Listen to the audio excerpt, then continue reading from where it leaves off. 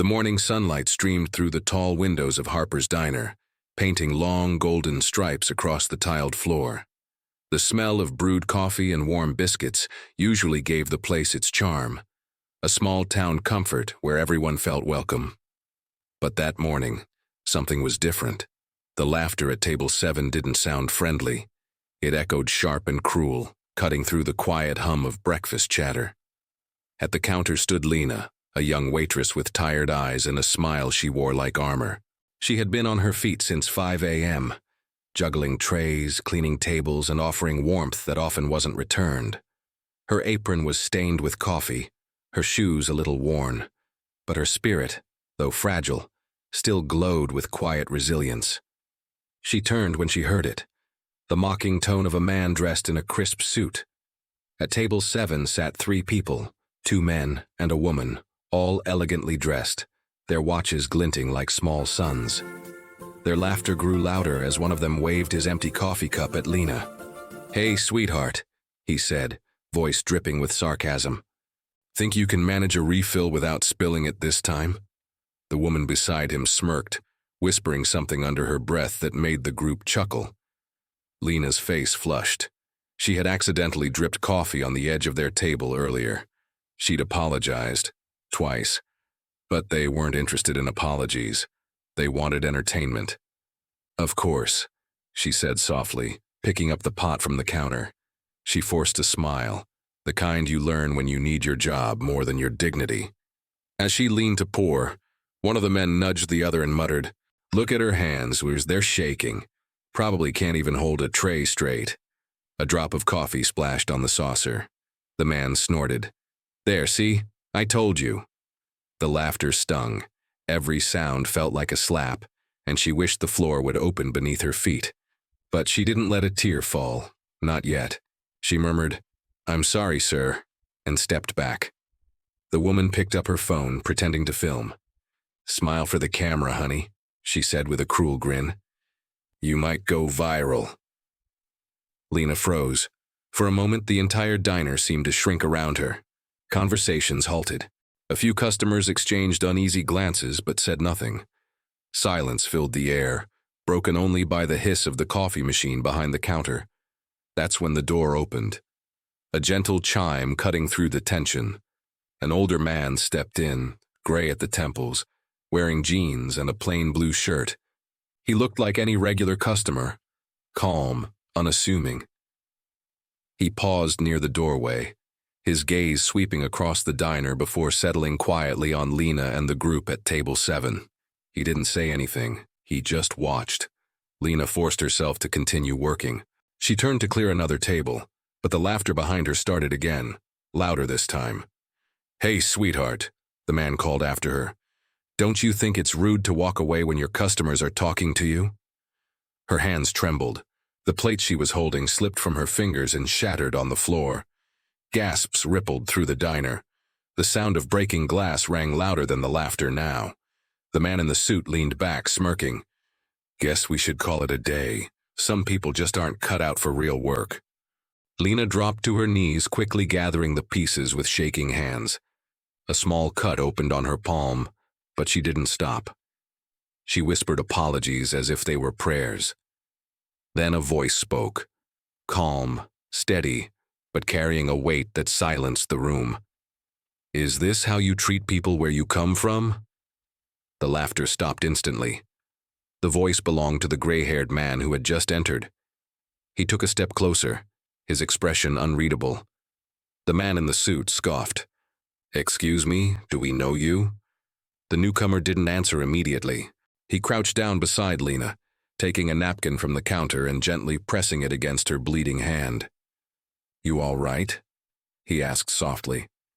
She nodded, blinking back tears. "I'm fine. It's just a scratch." He looked up at her, his eyes kind but firm.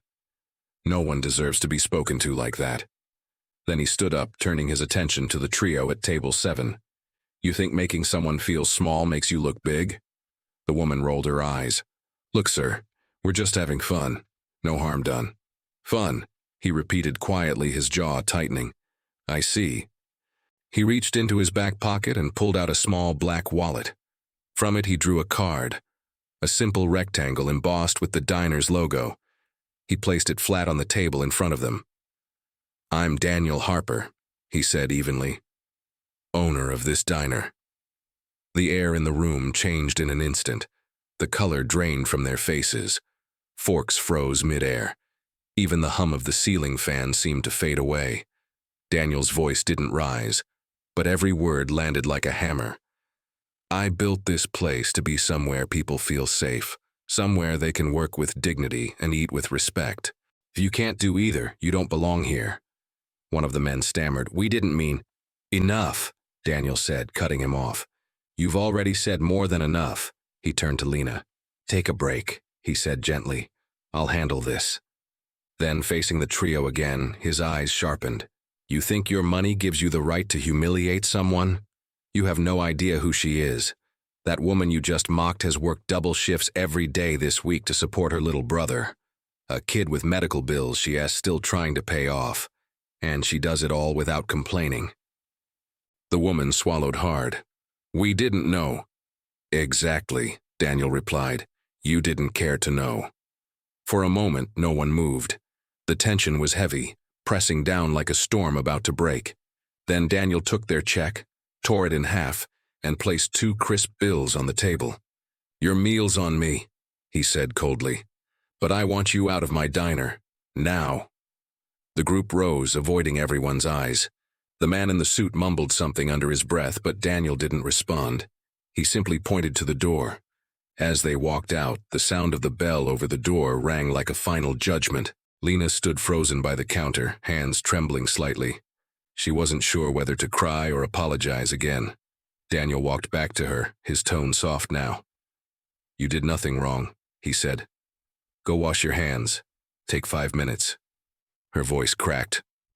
"I'm sorry about the mess." He smiled gently. The only mess here got up and left. A few customers chuckled quietly, not at her, but in relief, admiration, maybe even pride. One of them started clapping, then another. Soon the diner filled with soft applause. Lena blinked, overwhelmed. She had spent years being invisible, background noise in other people's stories. But at that moment she felt seen, truly seen. Daniel walked to the back counter, poured 2 cups of coffee, and set one down in front of her. "Sit," he said. "You're not serving right now. You're taking a break." She hesitated. "You really didn't have to do that for me." He took a sip of his coffee, eyes thoughtful. "You remind me of someone," he said. "My mom. She worked as a waitress for 30 years. She used to come home with blisters on her feet, but still found time to make dinner, help with homework, and smile through it all. She taught me that kindness isn't weakness. It's strength most people can't see." Lena's throat tightened. "Thank you," she whispered, "for standing up for me." He shook his head. "You've been standing up for yourself all along. You just needed someone to remind everyone else." The mood in the diner shifted completely. Strangers who had looked away earlier now smiled at her, offering words of encouragement. Someone even left a $50 bill on her tray with a note that read, "For courage." The hours passed and the morning rush faded into afternoon calm. Lena returned to work, lighter somehow, her steps steadier. She moved with quiet confidence, and the customers treated her differently. With respect, with warmth. Word of what had happened spread through town faster than spilled coffee. Later that evening, as the last rays of sunlight melted into the horizon, Daniel found Lena wiping down the counter. "You heading home?" he asked. She nodded. "Almost done, just want to leave things clean." He smiled. "That's the kind of heart this place was built on." She looked at him curiously. "Why do you care so much about people like me?" Daniel leaned on the counter, his eyes distant. "Because this diner started with people like you. My mom used to say that everyone who walks through these doors deserves kindness, no matter what they look like, where they come from, or how much money they have. She believed food could feed the soul as much as the stomach." Lena smiled faintly. "She sounds like someone I'd have loved to meet." Daniel nodded. "You just did. She's in everything here. And today, you reminded me she'd be proud. For a moment, silence filled the air again, but this time it wasn't heavy. It was peaceful. As Lena gathered her things, Daniel stopped her. "One more thing," he said. He reached into his pocket and handed her an envelope. "What's this?" He shrugged. "A small bonus, and an extra shift off next week. You've earned it." She opened her mouth to protest, but he raised a hand. "Don't argue, just accept it." Her eyes shimmered with tears. "I don't know how to thank you." "You already did," he said with a gentle smile.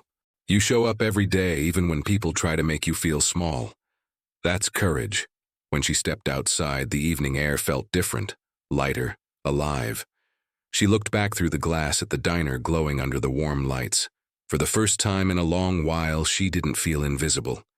The next morning, Lena returned to work with the same smile. But this time, it wasn't armor. It was real. And when customers walked through the door, they were greeted not just by coffee and comfort, but by a quiet reminder that kindness matters more than pride. Days later, a small notice appeared on the diner's bulletin board. It read, "Be kind. You never know who's watching, or who's fighting their own battle behind a smile." No one knew who wrote it, but everyone knew why it was there. Because of one morning, one cruel laugh, and one act of courage that turned humiliation into hope. And as Daniel watched from the corner booth, he smiled to himself, knowing his mother's legacy lived on. Not through walls or recipes, but through hearts like Lena's. If this story touched your heart, take a moment right now to like this video. Share it with someone who might need a reminder that kindness is stronger than cruelty. And subscribe to our channel for more stories that restore faith in humanity. And before you go, I have one question for you. If you had been in that diner, sitting at one of those tables, what would you have done? Would you have stayed silent, or would you have stood up for Lena? Your answer might just inspire someone else to find their courage when it matters most.